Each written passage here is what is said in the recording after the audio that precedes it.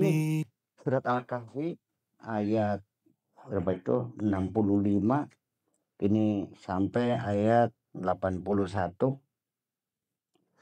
Saya tulis dengan huruf besar karena mata saya sudah minus banget.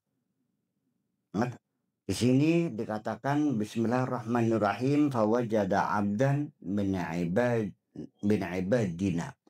Kemudian mereka bertemu dengan seorang hamba kami. Atainahu rahmatan min indina wa ilman min ladunni wa 'allamnahu min ladunni ilma. Tidak disebutkan nabinya siapa ya. Nabi siapa nih? Nabi Khidir. Nabi Khidir dalam pikiran umat Islam saya nggak tahu seperti apa statusnya. Tapi kayaknya menjadi satu kebanggaan. Termasuk saya juga setiap malam Sabtu, alhamdulillah ya. Kalau di laut, saya biasa hobinya mancing. Ada juga orang yang jahil tuh. Mungkin Kang Sarif, Buyaka, itu mancing tuh hanya pura-pura saja. Sebenarnya lagi ngobrol sama Nabi Khidir. Saya dengar gitu. Artinya orang itu tentunya artinya menghormati saya, menyanjung saya, sehingga nilai Buya itu orang hebat, sudah bisa ketemu dengan Nabi Khidir. Tapi sebaliknya saya sendiri menjadi bertanya, lamun iya, andaikan iya saya ketemu Nabi Khidir, andaikan ini mah. Jujur nih, yang seneng siapa? Apa saya senang ketemu Nabi Khidir? Apa Nabi Khidir? Saya bertanya. Iya.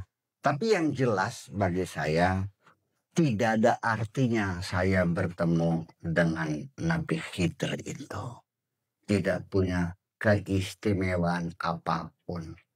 Sekalipun Jibril sekalipun beli segup di wahyu,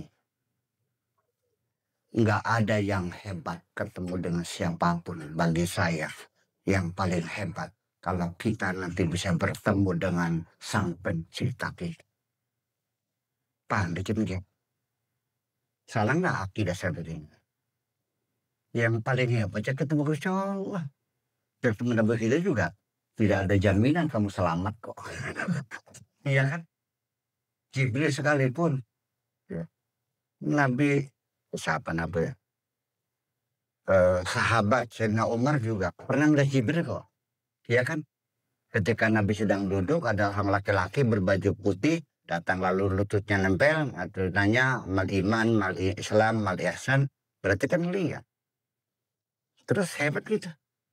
Yang ada bahasa. Nah itu satu. Di sini namanya min ibadina, abdan min ibadina, seorang hamba Allah, atainahu rahmatan, yang mendapat rahmat dari Allah, min indina, dari sisi kami, wa 'allamnahu min ladunna ilma, wa 'allamnahu min ladunna ilma. Dari sini muncul isu namanya ilmu laduni. Sampai sekarang orang paham bahwa ilmu ladun itu ilmu ujung-ujung. Betul nggak kira gitu? Ilmu ujung-ujung. Artinya hari ini dia bodoh banget, besoknya pagi-pagi sudah menjadi seorang intelektual. Saya mau nanya, mungkin terjadi nggak?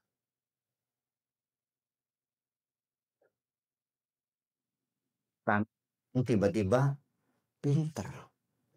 Ada prosesnya nggak orang jadi pinter? Ada proses. Jadi yang namanya ilmu ladun itu artinya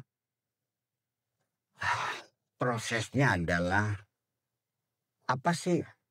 Min ladunna. Saya nanya, ma ladaika min malin, ma ladaika min amalin, wa ma ladaika min quwwatin. Artinya apa yang engkau miliki kekuatan, berapa banyak pegawainya, berapa banyak anggotanya, berapa pasukannya, itu artinya miladuna, itu artinya dia melalui proses pembelajaran panjang mengkaji semua fenomena kehidupan ini. Jadi ilmu laduni itu tidak lebih adalah sifatnya oleh Allah orang itu diberikan otak yang jenius. Itu saja kok. Masa orang nggak belajar lagi ujung-ujung tidak belajar ilmu nahu ujung-ujung ngerti nahu? Ya belajar dong. Masih nggak ada. Hanya saja bedanya kamu belajar ilmu nahu 3 tahun masih belum paham-paham, tapi orang jenius belajar nahu sebulan selesai. Itu aja kok persoalannya. Iya, itu satu. Kemudian rahmatan, juga orang yang mendapat rahmat yang disayangi oleh Allah Subhanahu wa taala. Ini adalah nilai-nilai universal yang perlu kita hayati. Lalu cerita ini berawal dari kisah kenapa Nabi Musa dipertemukan dengan Nabi Khidir, yaitu karena awalnya Nabi Musa ditanya oleh malaikat, ceritanya, adakah orang yang lebih pintar dari kamu? Tidak ada, karena Nabi Musa adalah Nabi syariat, ya kan gitu. Makanya langsung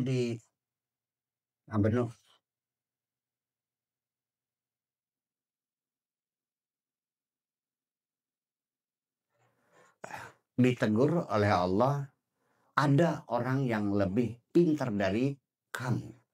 Silakan belajar dari dia. Ini satu pelajaran jawab bahwa kita jangan pernah sekalipun merasa sudah paling pintar.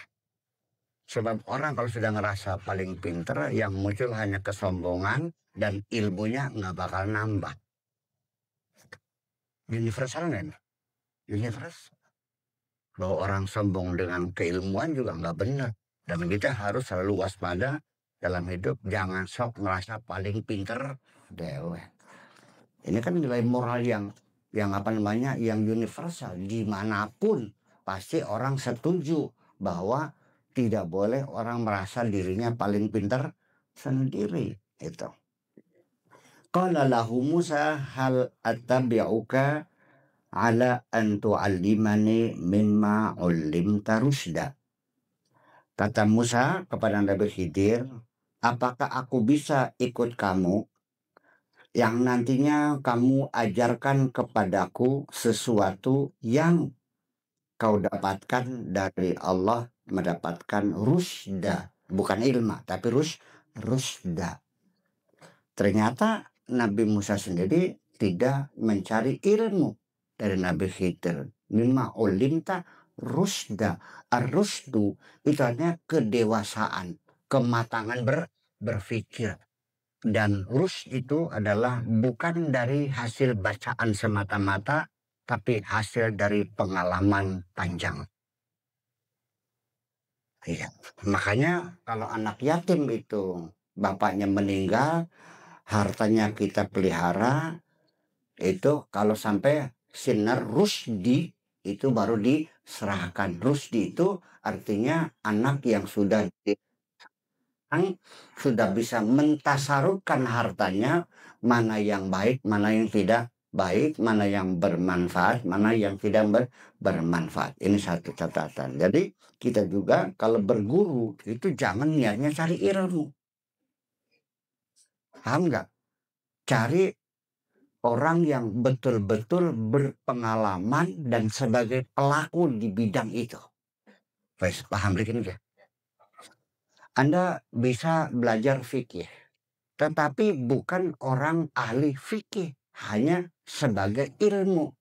Jangan kayak saya belajar di Irak, bulan puasa, ngaji tafsir, siang-siang ngaji tafsir sambil merokok. Mau belajar begitu? Enggak. Belajar tentang umpamanya fikih. Iya, ilmu fikihnya tinggi, tapi kelakuannya fikih beli. Yang masih ngadu jago aja. Iya kan? Nah itu. Makanya yang diminta oleh Nabi Musa itu bukan keilmuan, tapi mimma ulimta rusda. Dan rusd itu bukan hanya sekedar ilmu, tapi usia kematangan. Nah makanya faktor usia juga menentukan marhalatul rusdi itu bukan keilmuan, tetapi juga kemapanan psikologis. Jadi menikah ini anak bocah pintar. Wah, kiai ngajarnya hebat, tapi umurnya masih 30 tahun. Dulu nganter kita mah. Ana la a'taqid annahu rasyid. Tidak mungkin umur masih 30 tahun. Kenapa? Masih mudah tergoda. Masih gampang kegembang. Gelap lambe abang gak lemah. Ngerti boleh? Ya, minimal itu umur 40 tahun. Dan nabi-nabi juga semua itu diutus Rasul setelah umur 40 tahun. Nabi juga dari kecil bener. Tapi kan 40 tahun bagaimanapun juga.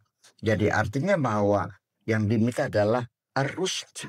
Artinya makanya kalau kita berguru kepada seseorang yang betul-betul guru yang benar dan bijaksana dalam ilmu ruhaniyat, namanya bukan ustaz, bukan muallim, tapi mursyid. Jadi Nabi Khidir ini bukan gurunya Nabi Musa, tapi mursyidnya. Nah, orang saya terserah. Nganggap saya ustadz apa mursyid apa muallim terserah silakan mah. Tapi ya kalau saya tidak bisa memberikan contoh yang benar ya saya tapi ya sekaligus lagi bahwa saya bukan mursyid. Qala innaka lan tastati'a ma'iya sabra. Kata Nabi Khidirnya nggak bakal kuat, tidak bakal mampu, lantas tatia tidak bakal mampu maya belajar dari saya sabra, nggak akan bakal tetap. Kata Nabi musuhnya bisa kecil gitu. Masa belajar nggak bisa, ya gampang lah, biasa kayak Kang Syarif nggak menyepelekan, kecil berapa sih. Nah makanya begitu Nabi Musa meyakinkan Nabi Khidir bahwa dia siap, sanggup, mampu, dibantah oleh Nabi Khidir, kaifa tasbiru ala malam tuhid bihi. Ya. Bagaimana kamu bisa bersabar ala malam tuhid bihi khubra, menghadapi sesuatu yang kamu sama sekali tidak berpengalaman. Nah, makanya dalam bidang keilmuan ini seperti ini yang diperlukan ternyata pengalaman. Jangan pernah Anda mengatakan mampu dan bisa kalau Anda belum berpengalaman di bidang ini. Betul. Mahasiswa yang sekolah di perbankan, di IAIN, Bank Syariah, dengan karyawan di BRI yang sudah bekerja 3 tahun. Pinter mana? Ya, saya ngomong. Lah ya iya dong, ini pengalaman tidak bisa diabaikan. Ini kan nilai-nilai universal yang berlaku di mana saja. Kalau fikih mah ya kondisional dong, tapi nilai-nilai ini kan universal. Anak yang sekolah di SMK, jurusan otomotif, 3 tahun selesai. Dibandingkan dengan anak yang bekerja di bengkelnya Mang Nur 1 tahun. Sudah bisa bongkar mesin. Anda punya bengkel, mau ambil tamatan SMK cadang pinggang saya yang baru tamat, atau Anda ambil orang yang berpengalaman. Nggak ada urusan dengan ijazah. Nah itulah makanya di Panglo Nabi Musa Nabi Khidir wa kaifa tasbiru ala ma lam tuhit bihi khubra. Atas dasar apa Anda mengatakan sanggup padahal Anda belum berpengalaman. Iya kan? Nah, makanya dalam hidup ini bahwa akhirnya kita sepakat bahwa pengalaman adalah guru yang paling bijak. Universal enggak? Nilainya universal enggak? Itu universal. Dimanapun, kapanpun tetap sama. Bahwa pengalaman itu guru yang paling bijak sana. Adapun HP ini hukumnya haram tak halal, ya tergantung Anda menggalinya. Internet haram tak halal, ya tergantung Anda menggalinya. Ya kan begitu. Tetapi ketika informasi adalah merupakan kebutuhan yang sangat vital dalam kehidupan modern, universal enggak? Universal. Itulah jadi persoalannya. Ini kita lagi coba menggali cara membaca Al-Quran, mana yang universal, mana yang sifatnya kondisional. Supaya Al-Quran jangan ditinggalkan sama sekali. Karena masih terlalu banyak nilai-nilai kemanusiaan, nilai-nilai kehidupan yang perlu kita gali dalam Al-Quran. Supaya kita tidak sibuk saling mengkafirkan dan saling mengharamkan. Ini lebih utama daripada itu semuanya. Ya, kita lanjutkan lagi. Qala satajiduni insyaallahu sabiran wala a'si laka amra. Tetap berkeras, qala satajiduni insyaallah sabir. Insyaallah engkau akan temukan aku sabar. Insyaallah saya bisa bersikap sabar. Wala a'si laka amra, saya tidak akan melawan kamu. Saya siap akan mentaati perintahmu dan saya tidak akan melanggar aturanmu. Wala asilaka amra. Qala fa ini tabatani fala tas'alni an syai'in hatta uhditha laka minhu dzikra. Kata Nabi Khidir, kalau kamu betul pengen ikut sama saya silahkan, tapi syaratnya la tas'alni. Jangan sekali-kali kamu bertanya. Nanti setelah selesai baru aku ceritakan. Selama dalam proses pembelajaran dilarang bertanya. Nah, ini dalam pedagogi berlaku. Kanjeng Nabi juga sama ketika turun wahyu, wala ta'jal bilisanika. Inna sanukri'uka fala tansa. Ketika wahyu turun, nggak usah umit-umit, nggak usah panik, dengarkan saja. Nanti juga akan kami bacakan. Nah, ini kadang-kadang murid yang bodoh itu adalah murid yang tidak mendengarkan gurunya.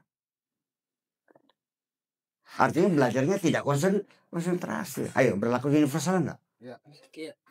Kecerdasan orang itu bukan persoalan IQ, tapi mampukah dia berkonsentrasi mendengarkan gurunya dalam waktu yang lebih lama.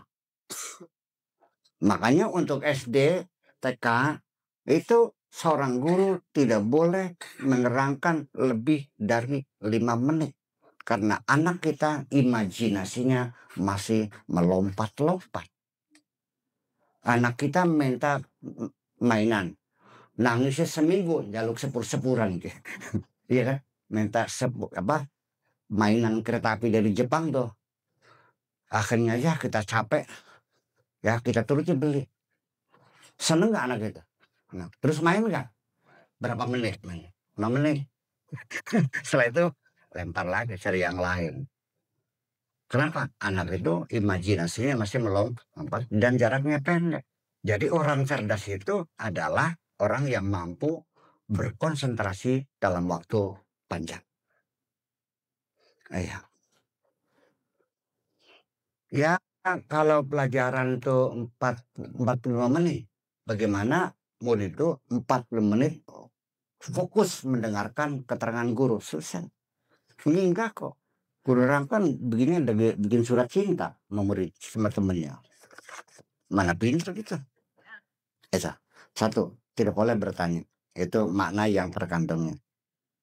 Hatta uhditsa laka minhu dzikra. Nanti akan saya jelaskan gitu.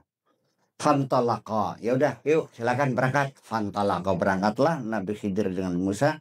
Hatta idza raqiba fi safinati kharaqaha, ketika naik perahu kapal ternyata dibolongin kapalnya oleh Nabi Khidir itu.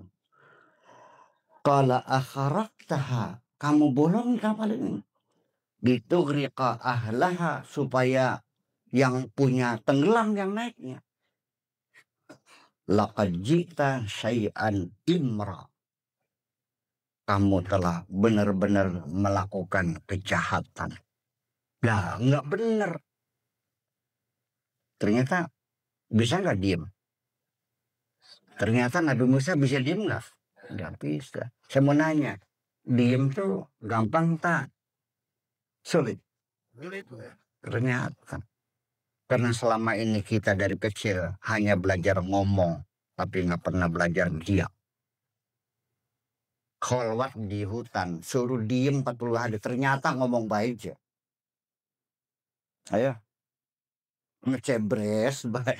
Padahal masih baku hutan tuh belajar diem. Ada berapa orang yang puasa bisu tuh? Ada 5. Itu juga nggak tahu lulus nggak. Itu enggaknya berapa hari. Nah ya iya, ternyata diam itu harganya mahal. Dan memang kita harus belajar, jadi belajar ngomong, belajar diam. Masih gampang mana? Gampang belajar ngomong. Ternyata mendekal perut. Iya. Mendekal nggak perutnya? Iya. Nggak bisa. Tidak semudah itu kita berdiam. Sudah. Qala alam akul laka innaka lan tastati'a ma'iya sabra. Sing mau gatakwara mangsa kuata. Dari tadi juga sudah saya katakan kamu bakalan mampu, Sa. Kok mau beli, Sa? Nggak bakal mampu lu. Alam akul laka innaka lan tastati'a ma'iya sabra. Ternyata karena dia belum berpengalaman. Ternyata pengalaman itu bukan hanya pengalaman sukses, pun adalah suatu pengalaman berharga. Berarti ke depan kita tidak akan melakukan kesalahan yang sama. Semua kesalahan yang kita lakukan adalah pelajaran yang penting dalam kehidupan ini. Jadi sukses pelajaran, gagal juga pelajaran. Nah, sekarang yang penting kita harus pandai, jangan harus kita yang berpengalaman, tapi juga pengalaman orang lain juga harus menjadi kekayaan kita. Biar Pak Teten yang salah, saya yang memanfaatkan. Jangan harus saya mengalaminya sendiri ya goblok. Itulah makanya penting belajar sejarah itu. Belajar biografi orang yang berhasil, biografi orang yang gagal. Karena pengalaman-pengalaman orang lain adalah milik kemanusiaan. Bukan milik pelakunya saja. Wes paham deh ini. Ya. Jadi Kang Benu juga dengan saya terus pengalaman-pengalaman saya bukan hanya ilmu-ilmu teori, tapi pengalaman juga bisa menjadi kekayaan bagi diri Anda sendiri.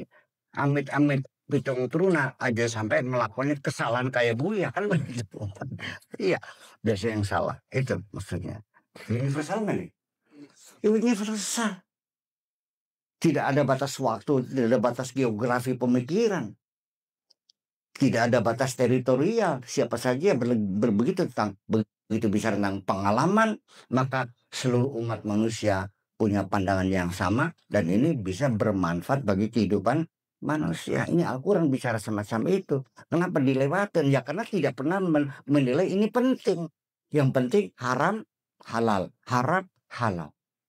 Padahal Al-Quran sendiri sudah menjelaskan. Kalau ingin haram halal, nggak usah belajar. Al halalu bayyinun wal haramu sih haram jelas, halal jelas, nggak usah belajar lagi. Yang belajar adalah kehidupan ini sesungguhnya. Nah itu. Qala alam aqul laka innaka lan tastati'a ya sabra. Qala la tu'akhidni bima nasitu. Tolong jangan saya dipersalahkan, jangan saya dihukum, aja dipanglo atas kelalaian saya. Wala turhiqni min amri usra. Tolong saya jangan diberi beban yang lebih berat lagi. Aduh, baru ampun-ampunan tuh, aduh, baru sadar. Wantalaqa, berangkat lagi hatta idza laqiya hulaman faqatalahu. Jalan, ada anak laki-laki dibunuh.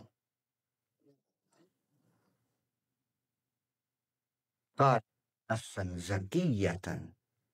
Kau bunuh anak yang suci ini, anak yang tidak berdosa ini, bi ghairi nafsin, tanpa alasan yang benar. Boleh membunuh kalau dia membunuh orang, dihukum dibunuh lagi. Ini nggak bunuh kapok kok. Orang baik-baik kok membunuh. Laqad ji'ta syai'an nukra. Tadi imra, sekarang nukra. Itu sudah kriminal. Nukra itulah makanya amar ma'ruf nahi mungkar bukan sesuatu yang jelek. Orang tahlil bukan mungkar. Orang beragama lain bukan mungkar. Tidak ada kewajiban kamu bunuh orang Kristen. Itu hak mereka. Jangan mengobrak-abrik makamnya wali yang ada di Irak. Pakai bodem, dihancur-hancurin. Dikiranya itu bukan kemungkaran. Kemungkaran itu seperti pembunuh kriminal murni. Cai, paham? Ini kan menjadi persoalan sekarang. Orang tidak bisa mana imran, mana nukra. Sehingga akhirnya amar ma'ruf dan mungkarnya tidak tahu. Orang bikin gereja kok kemungkaran. Mungkar apanya? Nah itu persoalannya. Kita nggak sepakat, tidak paham. Dan ma'ruf apa? Ma'ruf itu bukan hasanah. Bukan baik. Tapi al-urf itu sesuatu yang dikenal. Yang sudah diakui. Jadi jangan memaksakan uruf yang sifatnya subjektif. Tuh panjang, nanti nggak selesai kita bicara nih. Oke, dikit lagi. Ini pelajaran-pelajaran universal dari cerita yang sederhana. Tapi orang kan tidak cerita. Ini kan ceritanya nggak jelas. Qala alam aqul laka innaka lan tastati'a maya sabra. Sekali lagi Nabi Khidir manglo, bukankah tadi ku katakan bahwa kamu nggak bakal mampu. Simbo takwara mangsa bisaha siraku. Yaitu qala in sa'altuka an syai'in ba'daha fala tusahibni qad balagtu min ladunni. Ya udah deh. Nanti terakhir kalau saya nanya lagi ya udahlah saya udah, berarti saya sudah betul-betul tidak mampu. Orang yakin bahwa dia sudah tidak mampu itu minimal kegagalan 3 kali berturut-turut baru keputusan tidak mampu. Kalau baru sekali jangan dulu mengatakan saya tidak mampu. Jangan sekali-kali Anda mengatakan gagal. Katakanlah keberhasilan yang tertunda. Yo, universal enggak? ini nilai-nilai kemanusiaan yang terselip, yang nggak pernah dibaca. Ngenes kita tuh. Ributnya haram, berkau halal. Kun enggak, masanya beli jelaskan enggak? Itu. Ini ala qaryatin istata'ama ahlaha fa'abau an yudayyifu huma fawajada fiha jidaran yuridu an yanqadda fa'aqamahu qala law syi'ta latakhadna alaihi ajra. Oke, ini terakhir kali ya. Yuk, mangkat maning, berangkat lagi. Ada tembok miring didandani. Ya kan begitu. Sebelum itu, dia datang ke satu kampung, minta makan, bertamu, minta ya. Tapi ditolak. Mereka tidak mau menolak. Berdua ini minta minum aja nggak dikasih, makan kasih. Itu hak mereka. Akhirnya ditemukan di situ ada tembok miring didandani oleh Nabi Khidir. Kata Nabi Musa, sekarang tembok sudah tegak. Kalau begitu, yuk kita minta upah sama mereka. Masih ngomong baik. Ternyata latakhadna alaihi ajra qala hadza firaqun baini wa bainaka. Ya sudah, sampai di sini saja kita berpisah. Hadza firaqun baini hadza firaqun baini nikah apa wa bainaka. Ini juga nggak diperhatikan. Hadza firaqun baini wa bainaka. Bainaka apa baini? Bainika. Di Al-Qur'annya bainika. Diperhatikan nggak? Kalau bahasa Arab mana? Hadza firaqun baini wa bainaka. Bainahuma, bukan bainihima, bainahuma, baini wa bainaka, baini wa bainahu, bainahu wa bainahu wa bainaka. Ini baini wa bainika. Itu artinya bahwa perpisahan di sini sangat menyakitkan sekali. Sehingga ada asa keterpaksaan. Kasrah. Bukan nasab. Bukan tegak, tapi tertarik. Artinya ada satu kepedihan. Ngomong goodbye-nya sambil nangis. Oke, goodbye. Alhamdulillah, ternyata kamu gagal. Orang anak-anak kita kalau masuk ujian universitas gagal nangis enggak? Bener. Alhamdulillah. Nah, itulah satu pelajaran penting. Mungkin tidak bisa dibaca seluruhnya. Ini gampang lain kali aja. Waktunya mendesak mau jadi barang. Sekarang jam berapa kamu no? 12. Belum 12 lewat ya. Jadi kesimpulannya nanti ada satu lagi di sini. Setelah itu wantala faedah faqal hadza firaqan bain. Iya. Ada hatta idza ataya ahla qaryatin. Nah, ketika dijelaskan oleh Nabi Khidir, dijelaskan kenapa tembok itu saya saya tegakkan lagi. Di situ di ahla qaryatin ya. Berarti tembok itu di kota atau di kampung? Ahla qaryatin. Di kota apa di kampung? Kampung Korea. Nah,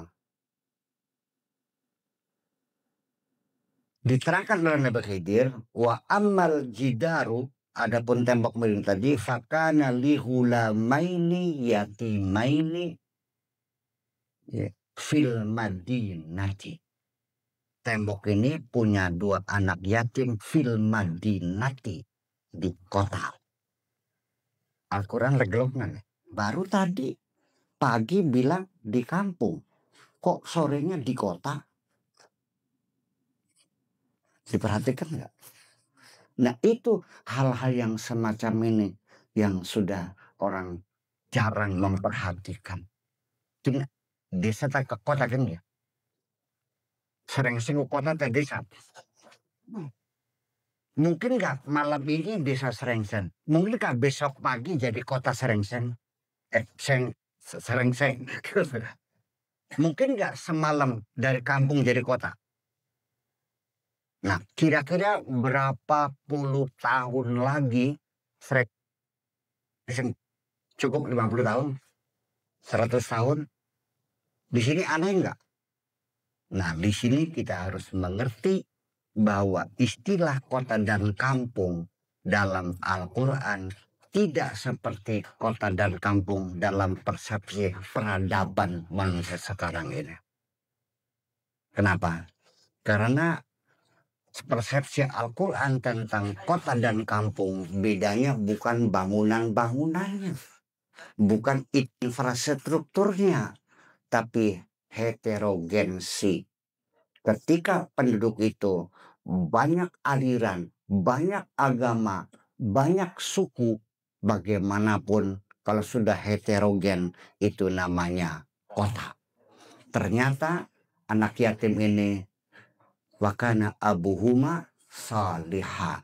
Berarti di kampung itu tidak jahat semua, tapi ada orang yang solehnya. Ketika di kampung itu ada yang baik, ada yang buruk, ada yang jadi kiai, ada yang jadi maling, maka Al-Quran itu namanya kota, bukan kampung lagi. Itu sajalah, mudah-mudahan ada manfaatnya. Nggak ada waktu lagi untuk menerangkan selebihnya, tapi yang penting itu sebagai satu contoh saja bahwa Al-Quran perlu digali nilai-nilai yang universal yang bisa membuat kita menjadi bahagia hidupnya. Betul begitu. Kalau kita rebutan halal haram saja, malah ujung-ujungnya tambah lelentukarane. Setuju nggak kita? Itulah makanya yuk kita bangun bahwa Islam tidak pernah mengajak bertengkar, tapi Islam mengajak kita bersatu. Kalimatul tauhid, wa'tasimu bihablillah jami'ah, wa la tafarraqu. Saya kira mungkin itu saja dan mohon maaf. Mangga barang-barang bismillahirrahmanirrahim. Rabbana auzi'na an nashkura ni'mataka allati an'amta 'alaina wa 'ala walidayna wa an na'mala shalihan tardah. وادخلنا برحمتك في عبادك الصالحين ربنا آتنا في الدنيا حسنة وفي الآخرة حسنة وقنا عذاب النار وصلى الله على سيدنا محمد وعلى آله وصحابه أجمعين سبحان ربك رب العزة عما يصفون وسلام على المرسلين والحمد لله رب العالمين. السلام عليكم ورحمة الله وبركاته.